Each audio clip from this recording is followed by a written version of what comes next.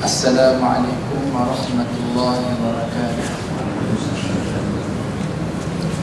Alhamdulillah nahmaduhu wa nasta'inuhu wa nusalli wa nusallim ala habibina wa syafi'ina Muhammadin sallallahu alaihi wasallam wa ala alihi wa ashabihi wattabi'ina lahum bi ihsanin ila yaumiddin, amma ba'd.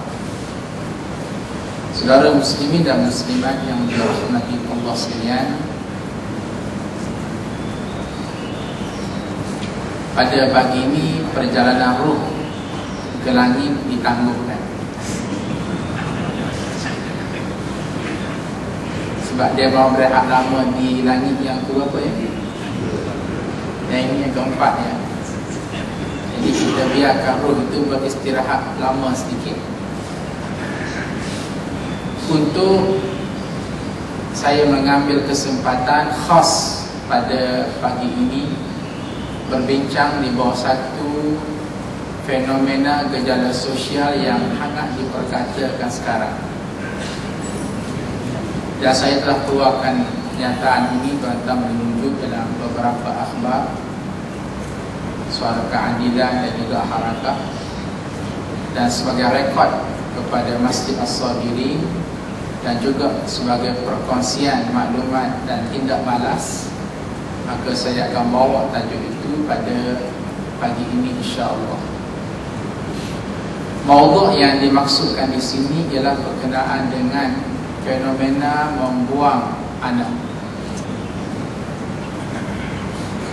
Membuang anak luar nikah, ataupun dengan bahasa kasarnya fenomena membuang anak zina.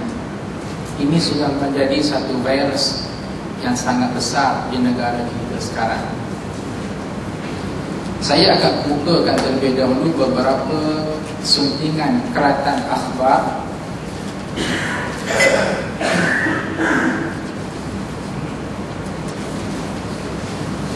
sebagai contoh. Isnin 22 Mac 2010 di muka depan, gambarnya besar. Bayi siapakah ini dibuang di tempat sampah ditipuk, ditemui lemak kebiru-biruan, masih hidup dan dipercayai keturunan Melayu.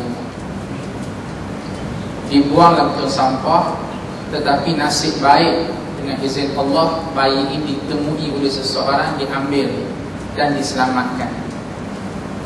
Bayangkan kalaulah bayi ini gagal diselamatkan, bahkan sampai ke waktu malam datang sekumpulan anjing gonggong jasad bayi ini, maka tentunya dia akan mati.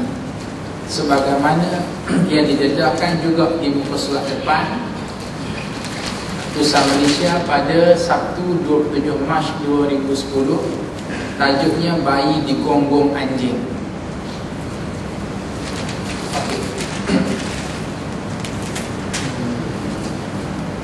Seterusnya, tuan-tuan dan puan-puan sekalian,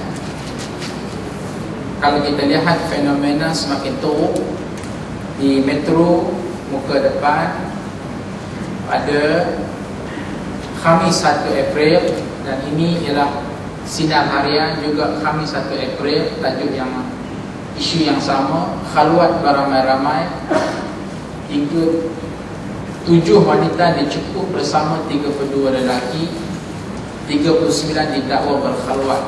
Khalwat sekarang bukan lagi dalam bentuk seorang lelaki seorang perempuan, itu agak membosankan, maka dibuat secara package beramai-ramai dalam satu bilik, bertukar-tukar pasangan.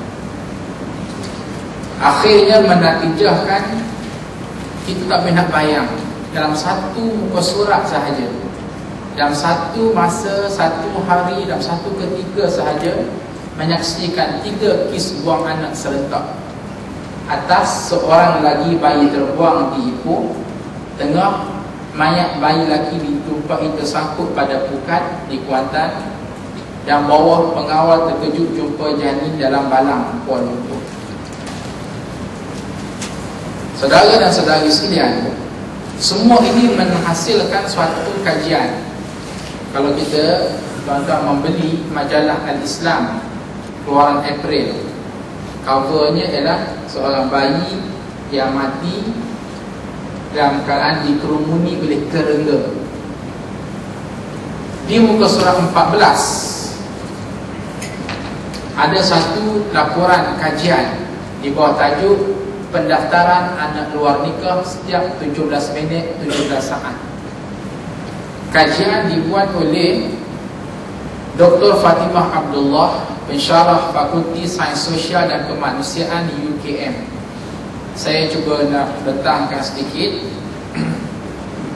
hasil kajian yang dibuat oleh beliau berdasarkan pungutan data di Jabatan Pendaftaran Negara JPN, mencatatkan sejak tahun 2000 hingga Julai 2008 terdapat lebih 257,000 sijil kelahiran didaftarkan tanpa catatan nama bapa ekoran pendaftaran anak luar nikah.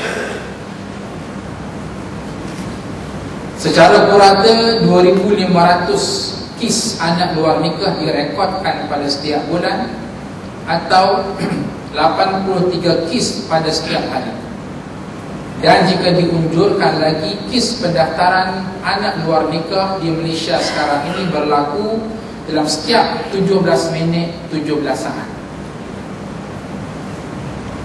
17 minit 17 saat berlalu seorang didaftarkan anak luar nikah. 17 minit 17 saat yang kedua daftar pula anak zina. Anak zina yang kedua. Datang pula 17 minit 17 saat yang berikut didaftarkan pula anak zina yang ketiga. Meriahnya pengzinaan anak zina di Malaysia sekarang. Tuan-tuan dan puan-puan, angka yang saya bentangkan ini bukan dipungut di kaki lima, bukan sengaja nak di-create buat making noise, buat kecoh, konon-konon nak menimbulkan sensasi. Tak. Tetapi angka ini datang daripada sumber yang sangat berautoriti, datang daripada Jabatan Pendaftaran Negara. Daripada sinilah saya mengajak tuan-tuan dan puan-puan untuk kita berfikir secara matematik, pemikiran kuantitatif, secara angka. Bagaimana? Pertama, fenomena anak zina, anak buah nikah, anak luar nikah di Malaysia mulai berlaku dekad tahun 80-an. Dr. Fatimah Abdullah, beliau tidak ambil keseluruhan angka anak zina. Buktinya data 80 ke tahun 90 beliau tak ambil berapa jumlahnya. Data tahun 90 ke tahun 2000 juga beliau tak ambil. Tak kisah pun berapa jumlahnya. Hatta daripada tahun 2008 ke 2010 yang ada sekarang ini pun beliau tak ambil berapa jumlahnya. Beliau hanya mengambil pungutan data di JPN bermula tahun 2000 ke Julai 2008. Pun sudah terdapat 257,000 anak zina di Malaysia. Bayangkan tuan-tuan dan puan-puan, kalaulah diambil daripada tahun 80 ke tahun 2010, agak-agak berapa orang ya? 257,000 mewakili 8 tahun sahaja banding per 30 tahun 80 sampai ke 2010 pun sudah ada 257,000.